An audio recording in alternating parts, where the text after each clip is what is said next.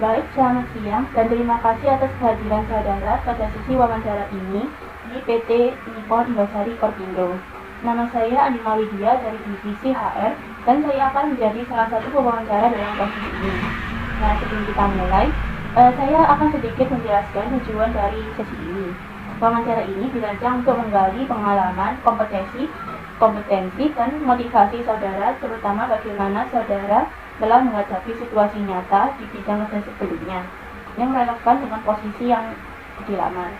Kami tertarik bukan hanya pada apa yang telah saudara lakukan, tetapi bagaimana saudara melakukannya dan apa hasilnya. Kami berharap saudara dapat berbicara secara terbuka dan jujur, serta memberi contoh konkret dari pengalaman kerja atau jabatan saudara sebelumnya. Jangan ragu untuk bertanya jika ada hal yang kurang jelas. Baik, apakah bisa kita mulai? Oke, pertama, kenapa saudara menemukan ketidakefisien dalam sistem atau prosedur perusahaan yang memengaruhi HR, GA, atau procurement? Bagaimana saudara menganalisis situasi tersebut dan keputusan apa yang saudara buat untuk memperbaikinya?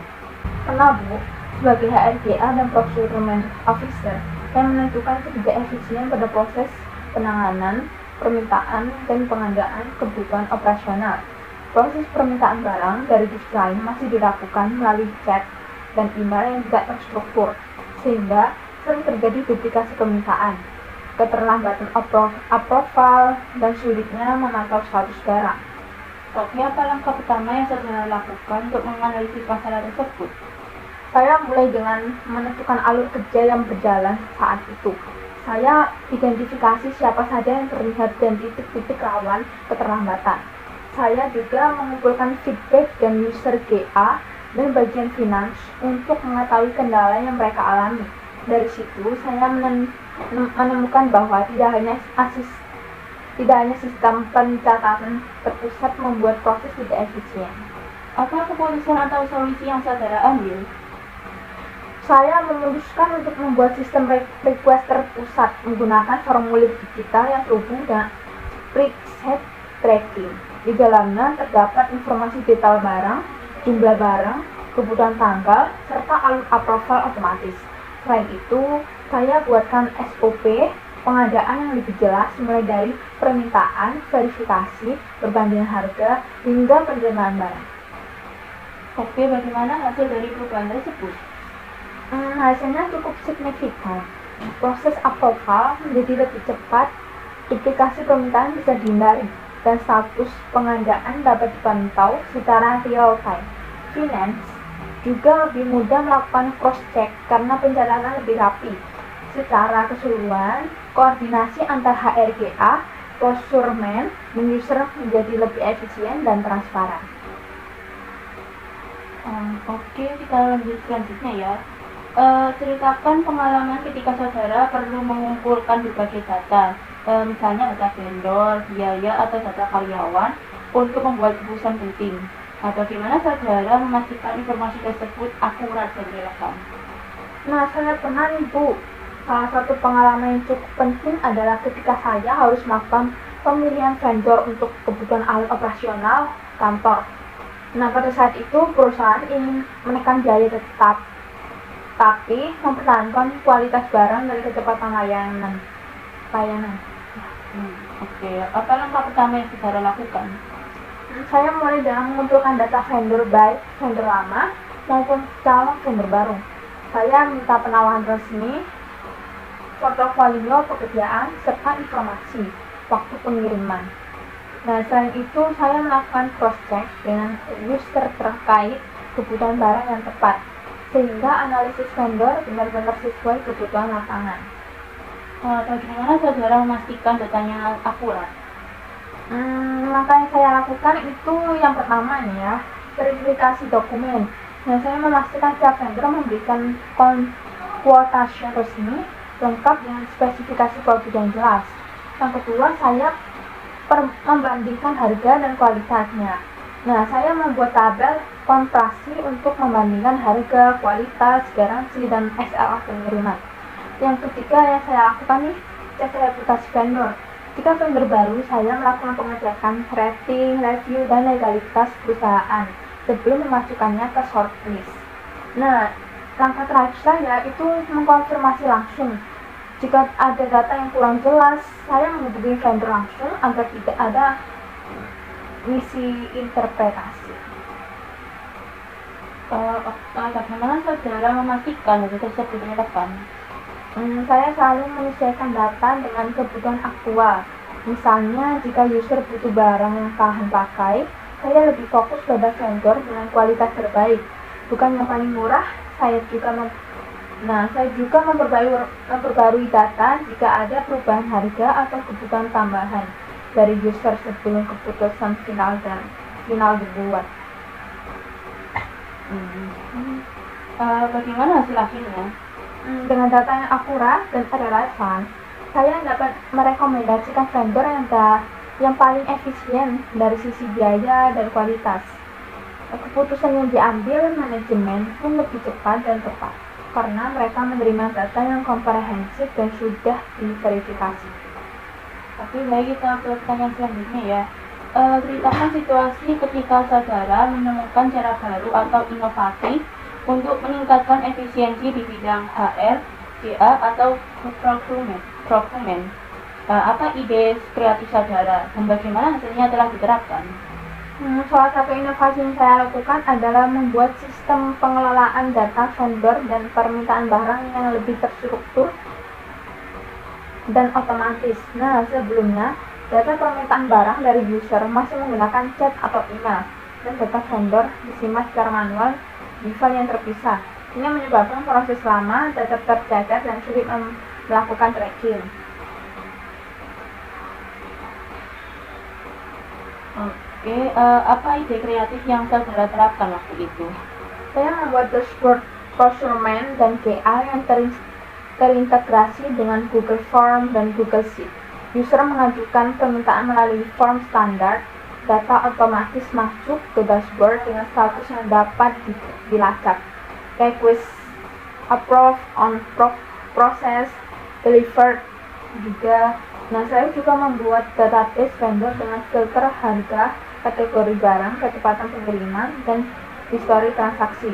Selain itu, saya menambahkan fitur notifikasi otomatis ke atas untuk approval dan ke user saat barang sudah dikirim atau siap diambil. Nah, bagaimana penerapannya itu di lapangan? Saya sosialisasikan sistem baru ke seluruh divisi, membuat SOP singkat, dan memberikan contoh penggunaannya. Setelah itu diterapkan ke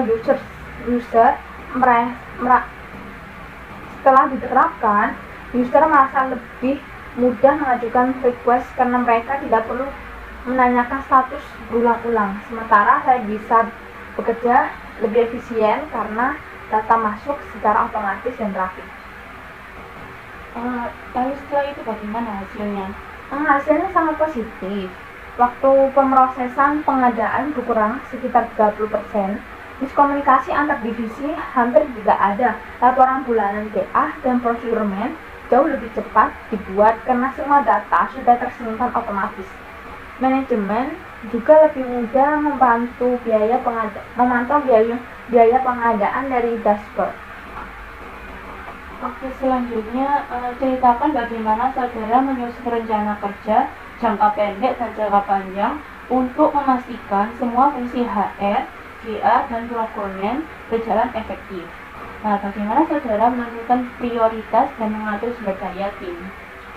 Tentu Bu, dalam posisi saya nih sebagai HRGA dan procurement, saya biasanya memulai dengan menyusun perencanaan secara bertahap, jangka pendek dan jangka panjang, agar seluruh proses HR, GA, dan procurement berjalan selaras dengan kebutuhan operasional perusahaan.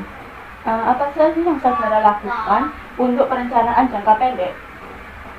Untuk jangka pendek, saya fokus pada hal yang bersifat operasional harian dari mingguan, seperti memastikan kebutuhan barang operasional tersedia dan mingguan, seperti memastikan kebutuhan barang operasional tersedia tepat waktu, memantau absensi dan administrasi karyawan, mengatur maintenance, fasilitas kantor dan kendaraan operasional, menyelesaikan pengadaan yang mendesak atau urgent. Lalu bagaimana dengan jangka panjangnya? Perencanaan jangka panjang lebih fokus pada pengembangan sistem, efisiensi biaya, dan peningkatan kualitas layanan. Misalnya, membuat rencana pengadaan tahunan berdasarkan tren kebutuhan, mengembangkan database vendor agar proses negosiasi lebih efektif, menyusun SOP baru untuk HRGA supaya alur kerja lebih terstandarisasi, merencanakan program HR seperti training atau evaluasi kinerja. Saya juga melakukan evaluasi bulanan untuk melihat area mana yang perlu diperbaiki dalam jangka panjang. Terus bagaimana saudara menentukan prioritas? Yang pertama nih, urgent dan high impact. Kebutuhan operasional yang jika tidak dipenuhi akan menghambat pekerjaan di sisi lain. Yang kedua, prioritas saya itu important but not urgent, seperti pengembangan SOP atau program HR.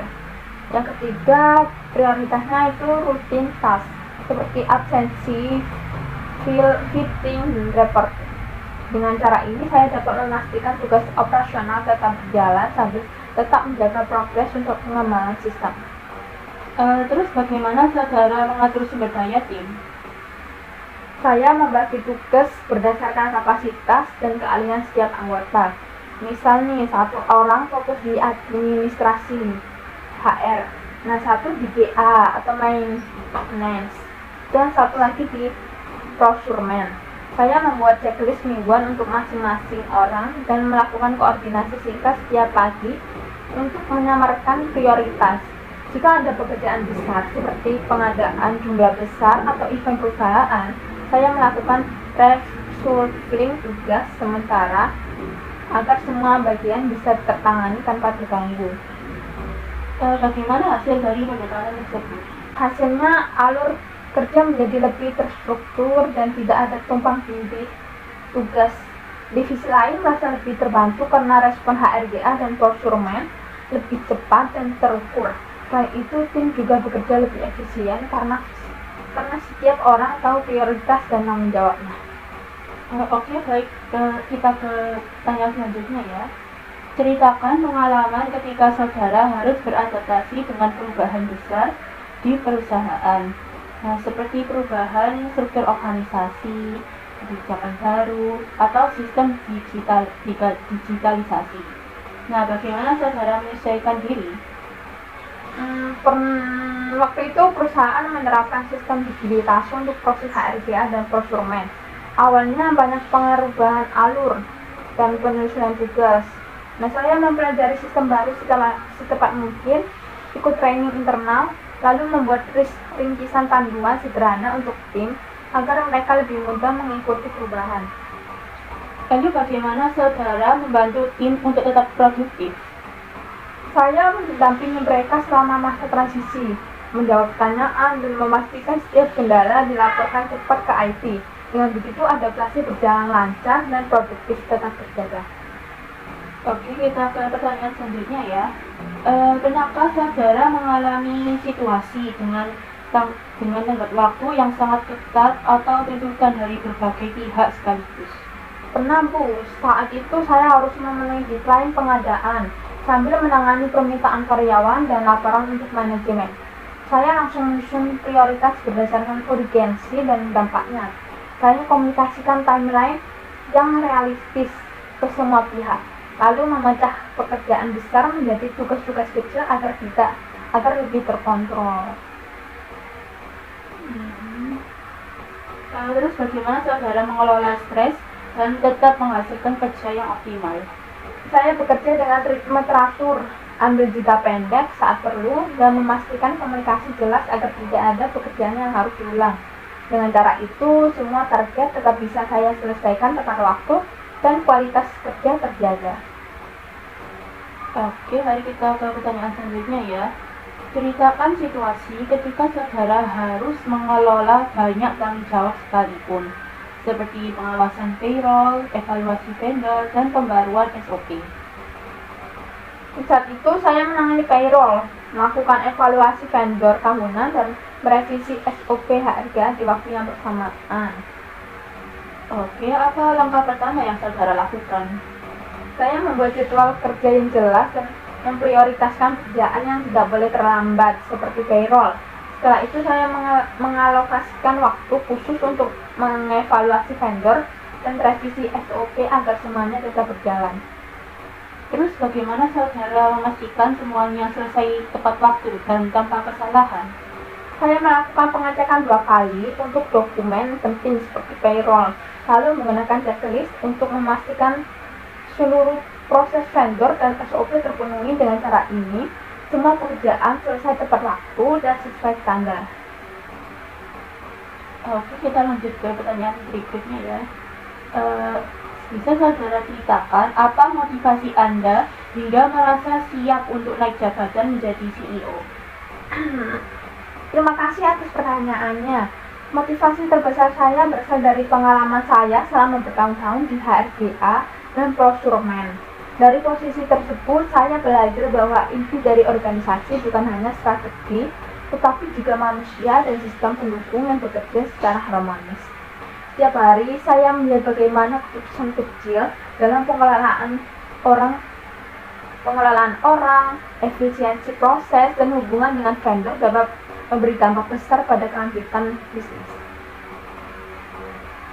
Terus apa yang membuat Anda yakin mampu membawa perubahan di level tertinggi perusahaan?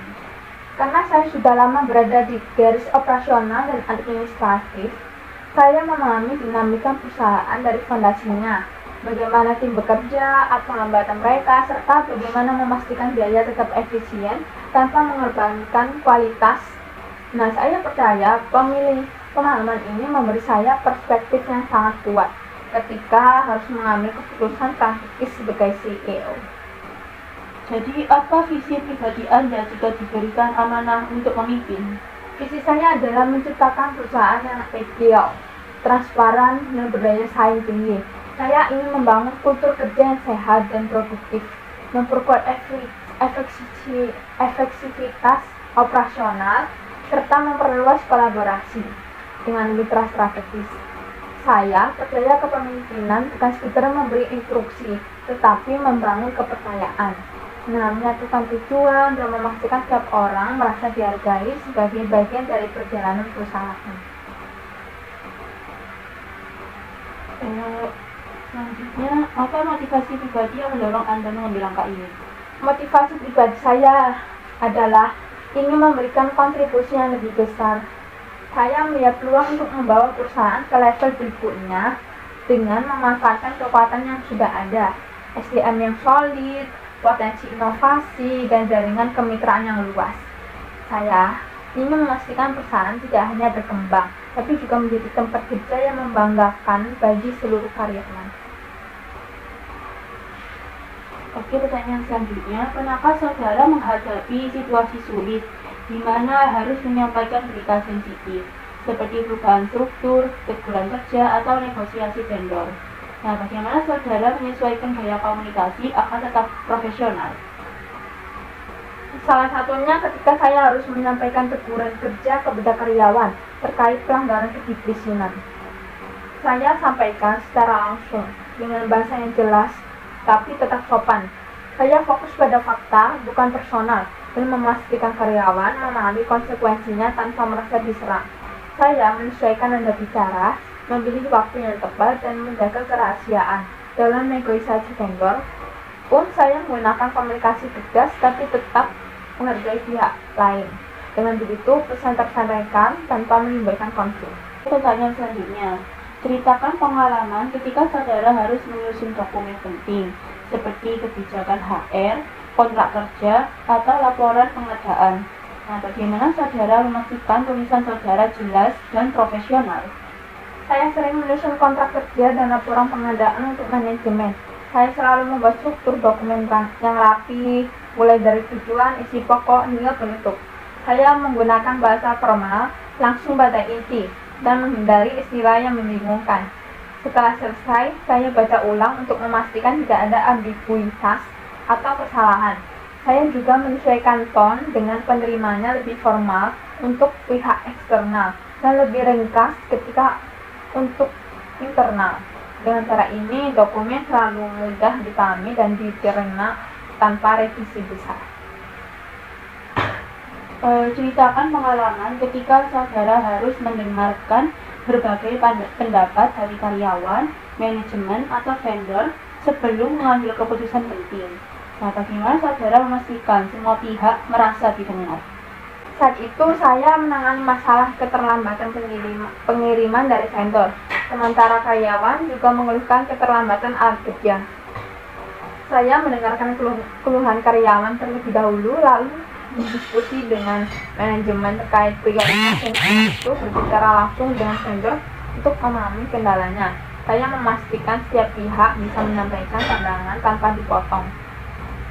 Oke, selanjutnya bagaimana Anda memastikan bahwa Anda telah memahami inti dari masalahnya? Saya merangkum kembali apa yang saya dengar kepada masing-masing pihak untuk memastikan kesesuaiannya. Setelah itu, baru saya ambil keputusan yang paling realistis dan disetujui bersama. Terus, bagaimana hasilnya? Masalah bisa diselesaikan lebih cepat dan semua pihak merasa pendapat mereka dihargai. Selanjutnya, ceritakan pengalaman saudara ketika harus meyakinkan manajemen atau tim untuk menerima ide atau kebijakan baru. Nah, bagaimana saudara menyampaikan argumen agar mereka mendukung rencana tersebut? Waktu itu saya mengusulkan penggunaan sistem digital untuk proses pengadaan dan HR agar lebih efisien. Saya menyiapkan data sederhana, mulai dari waktu proses sebelumnya, biaya yang bisa dihemat, sampai contoh alur kerja. Setelah sistem baru diterapkan, saya jelaskan manfaatnya secara jelas, terutama dari sisi efisiensi dan transparansi. Terus bagaimana respon tim? Karena saya menyampaikan dan fokus pada keuntungannya langsung, mereka rasakan, seperti pekerjaan lebih cepat dan minim kesalahan. Tim dan manajemen akhirnya mendukung. Setelah diterapkan, mereka mengaku sistem baru jauh membantu. Baik, ceritakan pengalaman ketika saudara harus membangun dan menjaga hubungan baik dengan karyawan, manajemen, vendor, atau instansi pemerintah. Nah, apa yang saudara lakukan untuk menciptakan kepercayaan dan kerjasama yang efektif? Dalam peran saya sebagai HRGA dan procurement, saya harus berhubungan rutin dengan vendor, karyawan, dan pihak pemerintah untuk urusan dokumen. Saya selalu menjaga komunikasi yang jelas dan respon cepat. Saya pastikan setiap pihak mendapat informasi yang akurat dan tidak ada miskomunikasi. Selain itu, saya berusaha konsisten memenuhi komitmen seperti deadline, laporan, atau jadwal pembayaran ke vendor. Saya menjaga hubungan seperti profesional, menghargai masukan mereka, dan menyelesaikan masalah dengan cara yang dengan cara hubungan tetap positif dan kerjasama jadi lebih lancar. Oke, selanjutnya, kenapa saudara menghadapi situasi di mana tim saudara kehilangan semangat atau menghadapi perubahan besar di organisasi? Bagaimana saudara memberikan arahan dan umpat balik agar mereka kembali termotivasi? Waktu itu organisasi saya mengalami perubahan struktur yang cukup besar dan banyak anggota tim merasa cemas dan kehilangan arah. Hal pertama yang saya lakukan adalah mengajak mereka berdiskusi secara terbuka untuk memahami apa yang mereka rasakan dan apa yang membuat mereka khawatir. Setelah itu, saya menjelaskan kembali tujuan tim secara jelas, termasuk peran masing-masing, agar mereka tahu kontribusi mereka tetap penting. Saya juga memberikan umpan balik individu, menekankan kekuatan yang sudah mereka tunjukkan, supaya mereka merasa dihargai. Kemudian, saya menyusun rencana kerja jangka pendek yang lebih mudah dicapai, agar mereka bisa mendapatkan kembali rasa percaya diri melalui keberhasilan kecil. Saya juga mencoba menjaga suasana positif dan memberi apresiasi setiap ada kemajuan. Dengan pendekatan tersebut, perlahan semangat tim kembali naik dan mereka bisa fokus lagi pada tujuan bersama. Kenapa saudara berada di situasi di mana ada perbedaan pendapat dalam tim? Pernah, Bu. Dalam tim HRGA dan prosurmen, saya beberapa kali menghadapi perbedaan pandangan, misalnya saat menentukan vendor atau prioritas pekerjaan. Lalu bagaimana saudara menyikapinya? Saya menghadap semua anggota menyampaikan pendapat secara terbuka dulu. Setelah itu, saya rangkum inti masalahnya dan ajak tim kembali melihat tujuan utama yang harus dicapai. Lalu apa langkah saudara agar kerjasama tetap terjaga? Saya memastikan setiap orang merasa didengar, lalu membantu mencari titik tengah yang bisa diterima semua pihak. Dengan begitu, konflik mereda, keputusan lebih objektif, dan semangat kerja sama tetap terjaga. Oke, mari kita ke pertanyaan selanjutnya. Ceritakan pengalaman ketika saudara menghadapi konflik antara dua pihak di tempat kerja, misalnya antara karyawan dan manajemen, atau antara tim HR dan procurement. Terus bagaimana saudara menanganinya hingga tercapai solusi yang adil dan konstruktif? Salah satunya ketika ada perbedaan pendapat antara karyawan dan manajemen terkait pembagian tugas dan beban kerja. Saya mendengarkan kedua pihak secara terpisah dulu untuk memahami masalah dari sudut pandang masing-masing. Tujuannya agar saya bisa memetakan inti persoalannya tanpa bias. Setelah mendapatkan gambaran yang jelas, saya mempertemukan kedua pihak dan membantu mereka fokus pada fakta serta kebutuhan kerja, bukan emosinya. Nah, saya tawarkan beberapa opsi yang adil bagi keduanya. Lalu, kita sepakati solusi yang paling realistis dan konstruktif. Terus bagaimana hasil akhirnya? Konflik mereda, pembagian tugas diperjelas, dan komunikasi antar pihak jadi lebih baik. Keduanya saling merasa pendapat mereka dihargai. Terima kasih banyak Saudara Bina atas waktu dan keterbukaan Anda hari ini. Kami sangat menghargai informasi dan pengalaman yang Anda bagikan. Selanjutnya kami tim HR akan meninjau seluruh hasil wawancara dan kami akan menghubungi Anda kembali terkait proses berikutnya dalam beberapa hari ke depan. Terima kasih telah datang dalam wawancara ini.